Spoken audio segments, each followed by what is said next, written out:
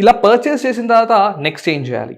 So payment అనేది complete అయింది. Next మనకి ఈ పేజ్ ఓపెన్ అయింది. సో ఇందులో మీరు చూడొచ్చు, get it on Google play అంటే మొబైల్లో చూడొచ్చు, లేదా ఐఫోన్ యూజర్స్ అయితే ఇందులో చూడొచ్చు, లేదా ల్యాప్టాప్ డెస్క్టాప్లో వాడేవాళ్ళు ఈ ఆప్షన్ని చూస్ చేసుకోవచ్చు. ఫర్ ఎగ్జాంపుల్ నేను let's say get it from Microsoft అని క్లిక్ చేస్తాను. సో ఈ ఏజ్ ఆన్లైన్ యాప్ని డౌన్లోడ్ చేయమంటోంది. సో లెట్సే డౌన్లోడ్ క్లిక్ చేశాను. సో ఇన్స్టాల్ అని అడుగుతోంది.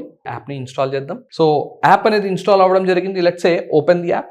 ఇప్పుడు ఇంతకు ముందు ఏదైతే నెంబర్తో మీరు రిజిస్టర్ అయ్యారో ఆ నెంబర్ని ఎంటర్ చేయాలి. తర్వాత ఓటీపీ రావడం జరుగుతుంది. యాప్ని డౌన్లోడ్ చేసాం, ఇన్స్టాల్ చేసాం.